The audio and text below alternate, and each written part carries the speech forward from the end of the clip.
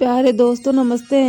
आज की हमारी इस वीडियो में हम आपके लिए शुक्रवार संतोषी माता की कथा लेकर आए हैं, तो कथा को पूरा जरूर सुने। एक समय की बात है, एक बुढ़िया के 7 बेटे थे, जिनमें से 6 कमाते थे और एक ना कमाने वाला था।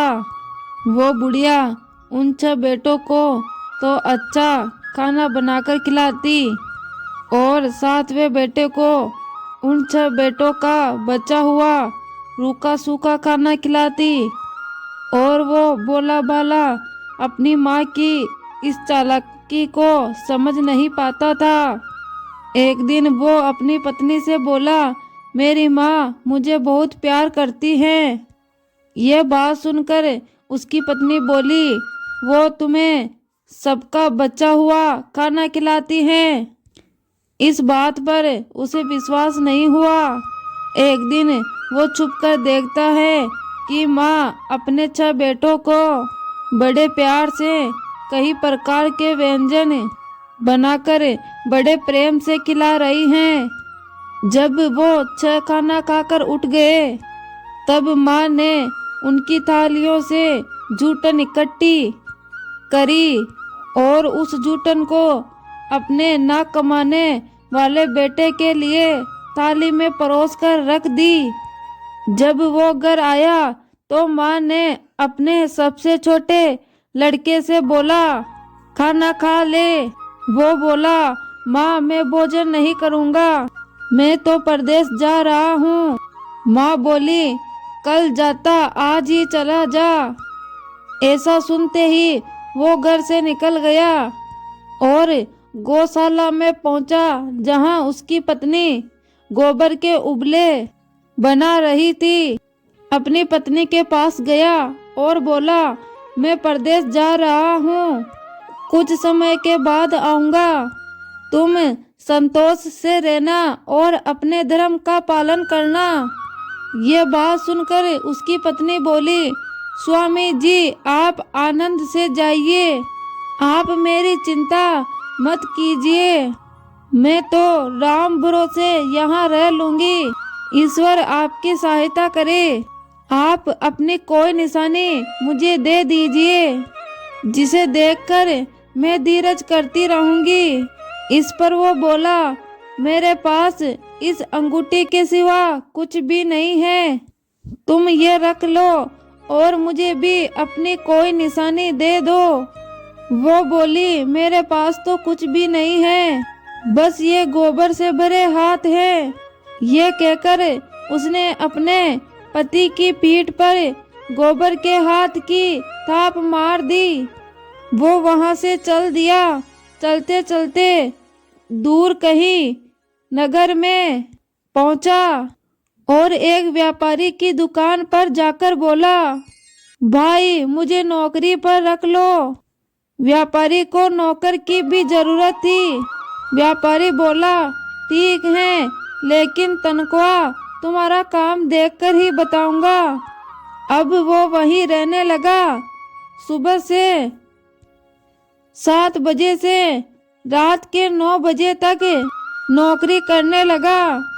थोड़े ही दिनों में वो व्यापारी का लेन देन और सारा हिसाब किताब संभालने लगा और कुछ ही समय में सेठ जी ने उसे आधे हिस्से का व्यापारी बना दिया। वो 12 वर्षों में नामी सेठ बन गया और इधर इसकी पत्नी को सास और जेठानियां बड़ा दुख देने लगी। उसे लकड़ियां लेने जंगल में भेजती, भूसे की रोटी देती, फूटे नारियल में पानी देती। वो बड़े कष्टों से अपना जीवन बिता रही थी। एक दिन जब वो लकड़ियां लेने जा रही थी, तब रास्ते में देखा कि एक मंदिर में कुछ महिलाएं व्रत कर रही है और कथा सुन रही हैं। तो वो पूछने लगी, ये क्या व्रत कर रही हो, इसे करने से क्या होता है और इस व्रत को कैसे करते हैं। तब एक स्त्री बोली, ये संतोषी माता का व्रत है, इसे करने से मनवांछित फल प्राप्त होता है। गरीबी और मन की चिंताएं, कलंक, रोग आदि सभी नष्ट हो जाते हैं। संतान सुख, धन, शांति और मन पसंद वर मिलता है और दूर गए पति के दर्शन होते हैं। उन्होंने उसे व्रत की सारी विधि बता दी। उसने जंगल से लाई सभी लकड़ियों को रास्ते में ही बेच दिया और उन पैसों से गुड़ और चना खरीद लिया और व्रत की तैयारी कर संतोषी माता के मंदिर में पहुंची और माता से विनती करने लगी, माँ, मैं अज्ञानी हूँ और जीवन में बहुत दुखी हूँ। माँ, मैं आपकी शरण में हूँ, मेरा दुख दूर करो माँ। अब वो भी हर शुक्रवार ऐसा ही करती। एक दिन माता को उस पर दया आ गई। एक शुक्रवार उसके पति का पत्र आया और अगले शुक्रवार पति का भेजा धन उसे मिला। अब वो माता के मंदिर में गई और माता के चरणों में गिरकर रोने लगी। बोली, माँ, मैंने पैसे कब मांगे थे? मुझे तो अपना सुहाग चाहिए। मैं तो अपने स्वामी के दर्शन और सेवा करना मांगती हूँ। तब संतोषी माता ने प्रसन्न होकर कहा, जा बेटी, तेरा वर जल्दी ही घर आएगा। वो प्रसन्न होकर घर गई और काम काज में लग गई और उधर संतोषी माता ने उसके पति के सपने में जाकर अपनी पत्नी की याद दिलाई और साथ में घर जाने को कहा। वो बोला, माँ, मैं घर कैसे जाऊं? परदेश की बात है, लेन देन के कई हिसाब बाकी है। माँ बोली, सवेरे उठकर मेरा नाम लेकर घी का दीपक जलाना और फिर दुकान पर बैठना। सवेरे उठकर उसने वैसा ही किया। देखते ही देखते सारा लेन देन साफ हो गया और धन का ढेर लग गया। अब वो खुश होकर घर की ओर रवाना हो गया। उधर उसकी पत्नी रोज लकड़ियां लेने जाती और संतोषी माता की पूजा अर्चना करती। एक दिन वो बोली, माँ, आज ये धूल कैसे उड़ रही है? माँ बोली, बेटी, तेरा पति आ रहा है। तू अब लकड़ियों के 3 ढेर बना, एक नदी के किनारे रख और एक यहाँ रख दे और तीसरा अपने सर पर रख ले। तेरे पति के दिल में इस लकड़ी के गट्टर को देखकर मोह पैदा होगा और घर जाकर आवाज लगाना, सासू जी, लकड़ियों का गट्टर लो, भूसे की रोटी दो और फूटे नारियल में पानी दो। आज मेहमान कौन आया है? उसने वैसा ही किया। घर गई, आंगन में लकड़ियों का गट्टर रखकर बोली, सासू जी, लकड़ियों का गट्टर लो, भूसे की रोटी दो और फूटे नारियल में पानी दो। आज मेहमान कौन आया है? ये सुनकर सास दौड़ी दौड़ी बाहर आई और अपने कष्टों को भुलाने के लिए कहने लगी, बेटी, तेरा पति आया है, आ, मीठे भात का भोजन कर, गहने और कपड़े पहन।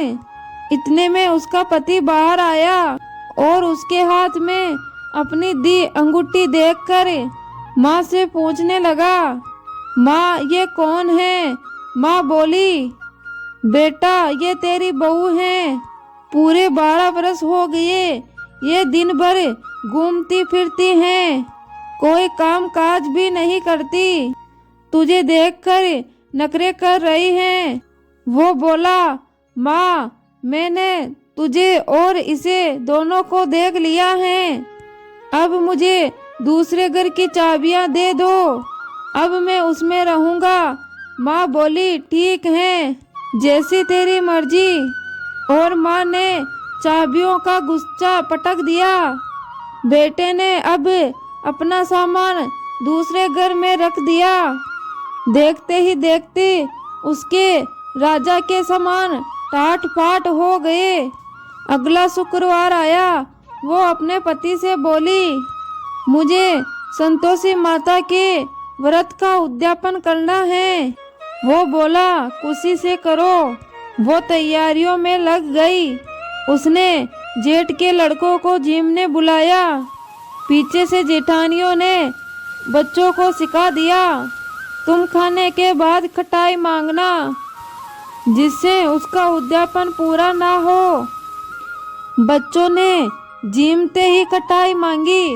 वो बोली, नहीं नहीं, मैं खटाई नहीं दे सकती, यह संतोषी माता का प्रसाद है।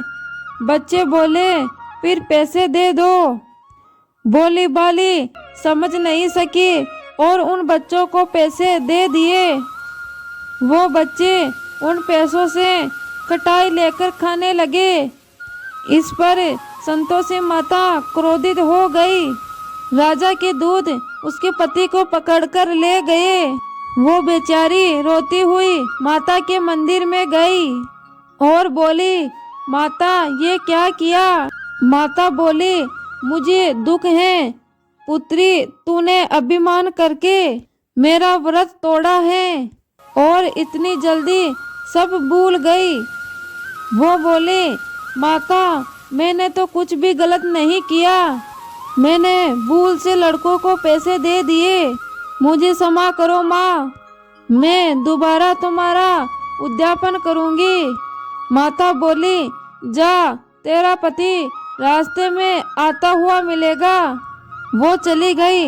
रास्ते में उसे उसका पति आता हुआ दिखाई दिया। उसके पूछने पर बोला, राजा ने मुझे मिलने के लिए बुलाया था। अगले शुक्रवार फिर उसने उद्यापन किया। जेठ के लड़कों को बुलवाया।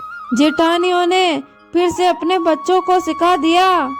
बच्चे खाना खाने से पहले बोले, खटाई मिलेगी। वो बोली, खटाई नहीं मिलेगी। अब उसने ब्राह्मण के लड़कों को बुलाकर भोजन करवाया और साथ में दक्षिणा भी दी। संतोषी माता अब उसे प्रसन्न हो गई और 9 महीने बाद ही उसके पुत्र रतन की प्राप्ति हुई। अब वो अपने पुत्र को लेकर रोजाना मंदिर जाने लगी। एक दिन संतोषी माता ने सोचा, ये रोज यहाँ आती है, आज मैं इसके घर जाकर इसका ससुराल देखती हूँ। ये सोचकर संतोषी माता ने भयानक रूप धारण किया। गुड़ व चने से सना मुख, सूंड के समान होठ, जिन पर मक्खियाँ बिन बिना रही थी, ऐसी सूरत में वो उसके घर गई। दहली पे पांव रखते ही उसकी सास बोली, देखो कोई डाकन आ रही है, उसे भगाओ वरना वो किसी को खा जाएगी। सब घर वाले भागकर घर के दरवाजे और खिड़कियां बंद करने लगे। तभी उसने ऊपर की खिड़की से देखा तो वहीं से चिल्लाने लगी, आज मेरी माता मेरे घर आई है, आज मेरी माता मेरे घर आई है। उसकी सास बोली, पगली किसे देखकर उतावली हो रही है, अपने बच्चे को भी पटक दिया। बहू बोली, माता जी, मैं जिस संतोषी माता का व्रत करती हूँ, ये वही माता है। ऐसा कहकर उसने सारी खिड़कियाँ और दरवाजे खोल दिए। सबने संतोषी माता के चरण पकड़ लिए और विनती करके कहने लगे, हे माता, हम मूर्ख हैं, अज्ञानी हैं, पापी हैं, दुष्ट हैं, आपके व्रत की विधि हम नहीं जानते। आपके व्रत को भंग करके हमने बहुत बड़ा अपराध किया है। हे जगत माता, हमारा अपराध क्षमा करे। ये बात सुनकर माता बहुत ही खुश हुई। हे संतोषी माता, आपने जिस प्रकार बहू को फल दिया, वैसा ही इस संसार में सबको देना। तो प्यारे दोस्तों, आपको ये कथा कैसी लगी कमेंट बॉक्स में कमेंट करके ज़रूर बताना। धन्यवाद।